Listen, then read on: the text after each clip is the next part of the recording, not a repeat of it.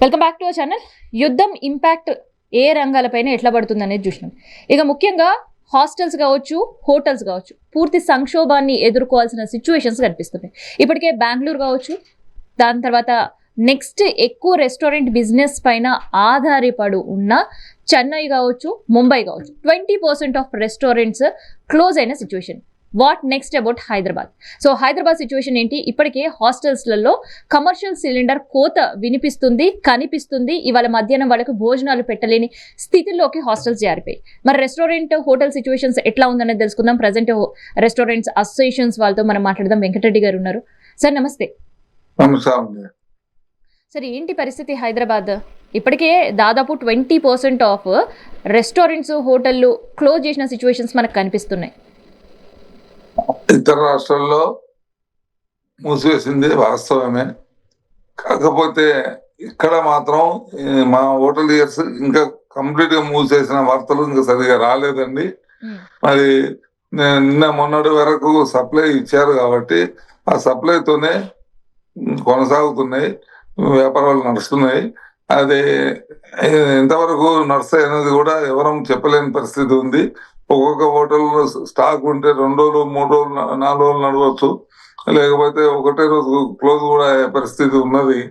అయితే ఇది ఆటోమేటిక్ గా ఎవరికి వారే, ఇప్పుడు మేము అసోసియేషన్ వాళ్ళని చెప్పవలసినంత అవసరం కూడా లేదు. ఆ బాధ ఏందో వాళ్ళకే అర్థమవుతుంది.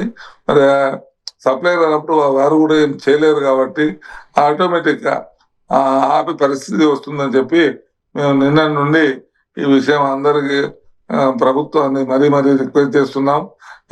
ఆల్టర్నేటివ్ ఏమన్నా మాకు ఏమైనా సలహా ఇవ్వండి, మాకు ఏర్పాటు చేయండి. మరి ఇప్పుడు ప్రభుత్వం ఏదైతే ముఖ్యంగా హాస్పిటల్స్ ను, మన హాస్టల్స్ ను వీటిని కాపాడాలి, మొదలు వారికి సప్లై చేయమని మరి డీలర్స్ దాదాపు హైదరాబాద్ లో ఎన్ని హోటల్స్, రెస్టారెంట్స్ ఉన్నాయండి? హైదరాబాద్ లో టోటల్లీ 20,000 వరకు ఉంటాయండి హోటల్స్, చిన్నవి పెద్దవి స్టార్ హోటల్ తో సహా. అందులో ఒక 6-7 వేల hotels, medium hotels, star hotels ఉంటాయండి. ప్రతి ఒక్కరికి కూడా ఈ గ్యాస్ అనేది అవసరమే. చిన్న ఓన్లీ టీ కొట్టు, టీ అమ్ముకునే కానీ స్టార్ హోటల్ వరకు గ్యాస్ లేకపోతే వ్యాపారం చేయలేరు, పబ్లిక్ ఆహారం అందియలేరు. కాబట్టి ఇది ఏదైతే మానవులకు ఆక్సిజన్ అవసరమో ఇది హోటల్ పరిశ్రమకు ముఖ్యమైన ఆక్సిజన్. ఈ ఆక్సిజన్ లేకపోతే హార్ట్ అటాక్ వచ్చి అందరూ చనిపోయే పరిస్థితి కూడా ఉంటది. అదేవిధంగా పరిశ్రమ మొత్తం కోల్పోయే పరిస్థితి కూడా ఉంటదని మేము ప్రభుత్వానికి మరీ రిక్వెస్ట్ చేసి చెప్తున్నాం. సరే, అయితే ఆల్రెడీ మనకి బెంగళూరులో కావచ్చు, చెన్నైలో కావచ్చు, ముంబైలో కావచ్చు 20% ఈ హోటల్, రెస్టారెంట్లు మూతపడ్డాయి. అండ్ ఇంకొంతమంది ఉన్నాయి కూడా మెనూని చాలా షార్ట్ లిస్టెడ్ గా చేసి కొన్ని స్పెసిఫిక్ ఐటమ్స్ తో మాత్రమే రన్ చేస్తున్నారు. సో అలా మళ్ళీ హైదరాబాద్ కూడా అట్లా మెనూ షార్ట్ లిస్ట్ అయ్యే అవకాశం ఉంటుందా ఇదే సంక్షోభం కనుక కొనసాగితే?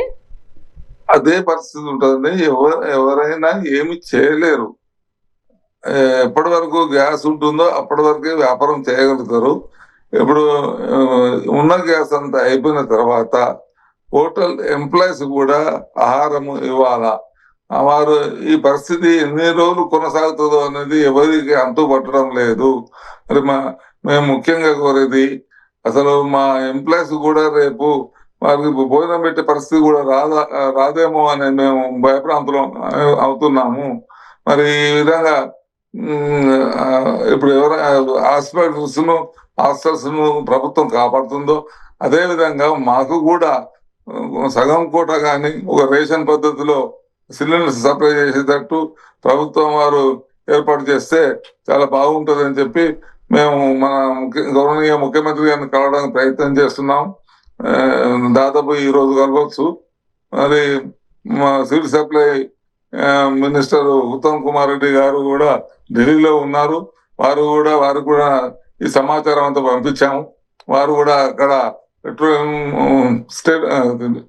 సెంట్రల్ మంత్రులతో విచారణ చేస్తున్నట్టు తెలుస్తుంది. ఆ విషయాలన్నీ వారు వచ్చిన తర్వాత మాకు పూర్తి వివరాలు. ఇక్కడ ఇంకోటి ఒక పక్క కమర్షియల్ సిలిండర్స్ లేదంటే domestic house hold purpose cylinders gas మనం బుక్ చేసుకుంటే రాకపోతే మనకి ఆల్టర్నేట్ ఆప్షన్ బ్లాక్ మార్కెట్లో కాస్త రేట్ ఎక్కువైనా దొరుకుతుంటాయి. మరి ఇప్పుడు బ్లాక్ మార్కెట్ పరిస్థితి ఏంటి? బ్లాక్లో కొనే పరిస్థితి ఉందా? అక్కడైనా అందుబాటులో ఉన్నాయా? అది ఓపెన్ సీక్రెట్, అందరికి తెలిసిందే. బ్లాక్ మార్కెట్ అనేది ఎంత కొన్నా ఒక రోజు మందం 2 రోజుల మందం కావచ్చండి. ఆ విధంగా కూడా డీలర్స్ కొంత ఆపుకొని బ్లాక్ మార్కెట్ చేస్తే చెప్పలేము. ఆ విధంగా కొంతమందికి అవకాశం దొరకవచ్చు కానీ అందరికైతే దొరకడం కష్టం. అవకాశం దొరకదు కదా. అందరు కూడా డబ్బులు పెట్టి తీసుకోలేరు. మేము ఈ ఈ వారం నడిచిన పరిస్థితిలో అన్ని డిమాండ్ అంటే రేటు ప్రభుత్వానికి కూడా రేటు పెరిగిపోవచ్చు. ఆ విధంగా ఏ మాత్రం రేటు పెరిగినా మేము ఇవ్వడానికి సిద్ధంగా ఉన్నాం. మరి మేము సిద్ధంగా లేకపోతే మా వ్యాపారాలు కూడా నడవాయి కాబట్టి ప్రభుత్వం నిర్ణయించిన రేటుకు మేము ఎంతైనా ఇచ్చి మా వ్యాపారం కొనసాగిస్తామని చెప్పి. ఎంతైనా అంటే ఎంత పెట్టుకునే అవకాశం ఉంటదండి? ఇంకో 100, 200 ఉన్న రేటు మీద 100-200 ఎక్కువ పెట్టి తీసుకోగలుగుతాం. మరి అంతకన్నా 2500 అయిపోయింది ఇప్పటికే సిలిండర్. 2500 వరకు అయింది. సో బ్లాక్ లో ఇదే సిలిండర్ ఇప్పటికి 3 నుంచి 4000 కూడా అమ్ముతున్నారు. అయ్యో బ్లాక్ మార్కెట్ అంటే దాని విషయం చెప్పలేమండి మనం. అది ఎంత పెట్టినా ఓటర్ కూడా లాభం లేని వ్యాపారం చేయలేడు. మొత్తానికి ఆ విధంగా పెట్టి వ్యాపారం కొనసాగలేరు. కాబట్టి ఏదో 1 రోజు 2 రోజుల మనము చేయొచ్చు. కాకపోతే ఇంటి భోజనం వరకు అంటే మా ఎంప్లాయీస్ వరకు మరి ఎక్కువ రేటు పెట్టి కొని వారికి ఆహారం ఏర్పాటు చేయడం జరగవచ్చు కానీ వ్యాపారం మాత్రం చేయడం చాలా కష్టం అండి. అంటే ఇప్పటికి 20,000 హోటల్స్, రెస్టారెంట్స్ చిన్న పెద్ద అన్ని ఉన్నాయని చెప్పారు. దానిపైన 20,000 పైన ఎంతమంది ఆధారపడి బ్రతుకుతున్న ఫ్యామిలీస్ ఉన్నాయి? ఎంప్లాయీస్ ఎంతమంది ఉన్నారు? దాని మీద కనీసం ఒక 10 లక్షల మంది మన హైదరాబాద్ లోనే ఆధారపడి ఫ్యామిలీస్ ఉన్నాయండి. అదేవిధంగా స్టేట్ అంతా కూడా 40 నుండి 50 వేల వరకు ఈ చిన్న పెద్ద హోటల్స్ ఉన్నాయండి. ఆ విధంగా చూస్తే దాని అంతు చెప్పలేము అండి. ప్రతి ఒక్కటి 10 లక్షల మంది ఉంటారు దీనిపైన డిపెండ్ అయ్యి బ్రతుకుతున్న చిన్న పెద్ద అందరూ కలిసి మన ఒక సిటీలోనే 10 లక్షల మంది ఫ్యామిలీస్ ఆధారపడి ఉన్నారు. సో మరి ఇదే కొరత కనుక కంటిన్యూ అయితే సిచ్యువేషన్ ఏంటి? సో ఇప్పటికే మెనూస్ కొన్ని రెస్టారెంట్స్, హోటళ్ళు తగ్గించుకున్నాయి. తర్వాత మనకి స్ట్రీట్ ఫుడ్ వెండర్స్ ఎవరైతే ఉన్నారో వాళ్ళు కమర్షియల్ సిలిండర్ లేకపోతే ఇంట్లో ఉండే డొమెస్టిక్ సిలిండర్ తెచ్చి మరి వాళ్ళు ఏదో కాస్త కూస్త వ్యాపారం చేయాలి, చేస్తేనే గడుస్తుంది అనే ఆలోచనలో వాళ్ళు చేస్తున్నారు. మరి మెయిన్గా ఇంపాక్ట్ పడేది రెస్టారెంట్ అండ్ హోటల్ పైన, ఎందుకంటే అక్కడ పెద్ద వ్యవస్థ, గ్యాస్ సిలిండర్ లేనిది జరగని పరిస్థితి. మరి ఏంటి ఇదే సంక్షోభం 2 రోజులు కంటిన్యూ అయితే ఏం కాబోతుంది? ఇప్పుడు డొమెస్టిక్ కూడా కండిషన్స్ పెడుతుందండి. ఒక ఇంటికి ఒక నెలకు ఒక సిలిండర్ కంటే ఎక్కువ ఇవ్వలేరు. ఆ ఇంటి నుండి తీసుకొచ్చి వ్యాపారం ఎంతవరకు చేయగలుగుతారండి? అది చిన్న చాయ్ బండి పెట్టుకునే వాళ్ళకి అది చాయ్ బండి వారికి కూడా అది అదనంగా దొరుకుతుంటేనే వారు ఇంటి దగ్గర వాడుకుంటూ వేరే అదనంగా బయట ప్రయత్నం చేస్తుండొచ్చు కానీ ఆ విధంగా ఎన్ని రోజులు వ్యాపారం చేయలేరండి. చాలా చాలా కష్టమైన పని అది.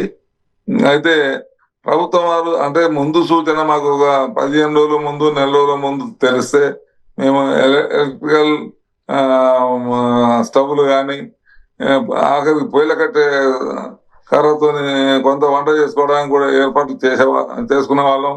ఈ రోజులో ఫైర్ వుడ్ కూడా దొరకడం చాలా కష్టమైన పని. ఆ ఫైర్ వుడ్ కూడా అందరూ ఈ రోజులో హోటల్స్ మంచి మంచి బిల్డింగ్ లో హోటల్స్ నడుస్తున్నాయి, అక్కడ అది ఫైర్ వుడ్ కూడా వాడడానికి అవకాశం లేదు. ఈ విధంగా చెప్పరాని కష్టం అండి. అసలు మనిషికి ఒక వెంటిలేటర్ పెట్టవలసిన పరిస్థితిలో ఇది కూడా ప్రభుత్వం ఒక వెంటిలేటర్ లాగా కాపాడాలని మేము కోరుతున్నామండి. సరే, 20,000 హోటళ్లలో ఇదే సంక్షోభం కేవలం ఇంకో 2 రోజులు కనుక కంటిన్యూ అయితే ఎన్ని హోటళ్ల పైన, ఈ రెస్టారెంట్ల పైన ఇంపాక్ట్ పడుతుంది? మీరు చెప్పిన లెక్కల ప్రకారం 20,000 చెప్పారు కదా, ఆ 20,000 ఎంత మంది పైన ఇంపాక్ట్ పడుతుంది కేవలం ఇంకొక 2 రోజులు ఇట్లే సిచ్యువేషన్స్ ఉంటాయి? ఇట్లే సిచ్యువేషన్ ఉంటే ఒక 5,000 హోటల్స్ ఎఫెక్ట్ పడుతుందండి తప్పనిసరిగా. ఎందుకంటే ఇప్పుడు 2 రోజుల నుంచి సప్లై లేదు, ఉన్న సప్లై ఇప్పటివరకు నడుస్తుంది. ఇంకెవరైనా నడుస్తాయి, ఇంకో 2 రోజులు నడుస్తాయి. ఇంకెవరన్నా స్టాక్ బిజినెస్ లేక స్టాక్ పెట్టుకుంటే వాళ్ళకి కూడా ఎక్కువ టైం తీసుకోవచ్చు. కొద్ది మంది ఒక 5% హోటల్స్ వారు ఎలక్ట్రికల్ ఓవెన్స్ వాడుతున్నారు. అసలు వాళ్ళు కొన్ని ఐటమ్స్ మాత్రమే సప్లై చేసి ఆహారం అందించడానికి అవకాశం ఉన్నదండి. మొత్తం ఐటమ్స్ మాత్రం ఎవరు ఫుల్ఫిల్ గా హోటల్లో ఇచ్చే పరిస్థితి లేదండి. ఇప్పుడు బిర్యానీ ఉందండి, బిర్యానీకి ఎంతో గ్యాస్ అవసరం. ఇప్పుడు ఇటువంటి టైంలో బిర్యానీ ఆఫ్ చేసుకొని చిన్న చిన్న వంటకాలు చేసుకునే అవకాశం కొంచెం ఉన్నది. అటువంటి వాళ్ళకు కొద్దిగా ఎక్కువ టైం గ్యాస్ కవర్ అయితే కావచ్చండి. సో ఆఖరిగా ప్రభుత్వాన్ని ఏం డిమాండ్ చేస్తున్నారు సార్ మీరు? కేంద్రానికి సంబంధించి కావచ్చు, రాష్ట్ర ప్రభుత్వాలకి ఏం డిమాండ్ చేస్తున్నారు? ఇందులో ఇప్పుడు ఈ వార్ అనేది ఎన్ని రోజుల సంగతి ప్రభుత్వానికి అంచనా తెలియాలి. దాని ప్రకారం మరి ఈ పెట్రోలియం కంపెనీస్ ఇంకా వేరే దేశం నుండి ఏ విధంగా సప్లై ఉంటే వారే ప్లాన్ చేసి మరి మన భారతదేశంలో కానీ మన తెలంగాణలో కానీ మరి తప్పనిసరిగా ఏదన్నా కొంచెం ఉపశమనంగా కొంతవరకు అందిస్తే మరి ప్రభుత్వాలకు పేర్లు ఉంటాయి, మంచి పేరు ఉంటుంది, ప్రజలందరూ సంతోషంగా ఉంటారు. ఇవాళ లేబర్ పార్టీ కూడా కొద్ది రోజులైతే ప్రతి లేబర్ దినకూలి చేసుకున్న వాళ్ళకు కూడా గ్యాసే అవసరం. ఇప్పుడు వాళ్ళకు వాళ్ళు ఇచ్చే టైం కంటే ఎక్కువ గ్యాస్ అవసరం పడితే ఇవ్వకపోతే వాళ్ళు కూడా ఎలా బ్రతకగలుగుతారు? దీంట్లో సామాన్యులు, పూర్తిగా పేదోళ్ళు, ఎంత పెద్దవారైనా అందరూ బలి అయ్యే పరిస్థితి ఉన్నదండి. దీన్ని ప్రభుత్వమే పెద్ద ఎత్తున మన ముఖ్యమంత్రి గారు సెంట్రల్ మంత్రి వారితో మాట్లాడి మరి ఏదైనా ఒక ప్రయత్నం చేస్తే చాలా బాగుంటుందని మరి మేము వేడుకుంటున్నాము, ప్రభుత్వాన్ని వేడుకుంటున్నామండి. Okay sir, done. Thank you sir. America, ఇరాన్ల మధ్య జరుగుతున్న యుద్ధం మంటలు హైదరాబాద్ రెస్టారెంట్లని అంటుకోబోతున్నాయి. ఎందుకంటే ఒకటి కాదు, రెండు కాదు, 20,000కు పైగానే రెస్టారెంట్లు. ఇక రాష్ట్ర వ్యాప్తంగా మనం తెలంగాణ వ్యాప్తంగా చూస్తుంటే 38 నుంచి 40,000 రెస్టారెంట్లు ఉంటాయి. సో ఓవరాల్ రెస్టారెంట్లు హబ్ ఒక హైదరాబాద్. నార్త్ సౌత్ అనే తేడా లేకుండా విదేశీ వంటకాలు కూడా వడ్డించే ఒక ప్రత్యేకమైన ట్రెడిషన్ హైదరాబాద్ రెస్టారెంట్లో చూస్తుంటాం. కానీ ఇప్పుడు ఆ రెస్టారెంట్లన్నీ మూతపడడానికి సిద్ధంగా ఉన్నాయి. ఇప్పటికే రెస్టారెంట్లో ఉండే మెనూ కూడా షార్ట్ లిస్ట్ అయిపోయిన పరిస్థితి. ఏ ఫుడ్ ఐటెంకి ఎక్కువ గ్యాస్ ఉపయోగించి వండాల్సి వస్తుందో, ఎక్కువ టైం కుక్ చేయాల్సిన ఉంటుందో, సో అట్లాంటి ఫుడ్ ఐటమ్స్ అన్నిటికీ కూడా స్వస్తి చెప్పే పరిస్థితులు కనిపిస్తున్నాయి. ఇంకెందుకు, చాలా మందికి ఇష్టం ఉండే ఇరానీ చాయ్, సో అది కంటిన్యూగా మరుగుతూనే ఉండాలి.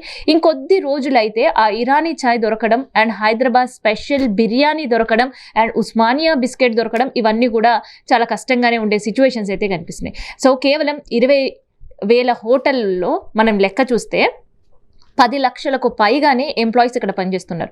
ఇన్ కేస్ హోటల్ కనుక మూతపడితే వాళ్ళ పరిస్థితి ఏంది అంటే, ఈ 10 లక్షల మంది ఎందుకు ఉంటారు? దానికి త్రిబుల్ ఆఫ్ అంటే అక్కడ క్లీనర్లు కావచ్చు, సర్వర్లు కావచ్చు, క్లీనింగ్ చేసేవాళ్ళు కావచ్చు, అండ్ కిచెన్కి సంబంధించిన ఇన్ఛార్జీలు కావచ్చు, కట్టింగ్ చేసేవాళ్ళు కావచ్చు, కుక్స్ కావచ్చు, ఇట్లా ఒక్కొక్క హోటల్కి సంబంధించి మినిమం 5 డిపార్ట్మెంట్స్ ఉంటాయి. సో 5 డిపార్ట్మెంట్లలో 2 చొప్పున వేసుకున్న ఒక 10 మంది పనిచేయాల్సి వస్తుంది, ఒక మినిమం ఒక రెస్టారెంట్. అదే ఇక 5 స్టార్ రెస్టారెంట్స్, 4 స్టార్ రెస్టారెంట్లు అయితే అక్కడ సంఖ్య కూడా ఎక్కువ ఉండే అవకాశం ఉంటుంది. సో మొత్తానికైతే యుద్ధం సంక్షోభం కమర్షియల్ గ్యాస్ని తాకింది. బ్లాక్ మార్కెట్లో అమ్మే వాళ్ళు కూడా చేతులు ఎత్తేసే పరిస్థితికి వచ్చింది. ఎందుకంటే 2,500 ఆ సిలిండర్ ఉంటే బ్లాక్ మార్కెట్లో ఇప్పటికే 4,000 పైనే సిలిండర్ కావాలి అని అనుకున్న వాళ్ళు, తీసుకోవాలి అనుకున్న వాళ్ళకు కూడా సిలిండర్ దొరకని పరిస్థితి కనిపిస్తుంది. సో కమర్షియల్ సిలిండర్ మంట అటు హాస్టల్స్ని, ఇటు రెస్టారెంట్ హోటల్ని కూడా తాకే పరిస్థితి కనిపిస్తుంది హైదరాబాద్లో.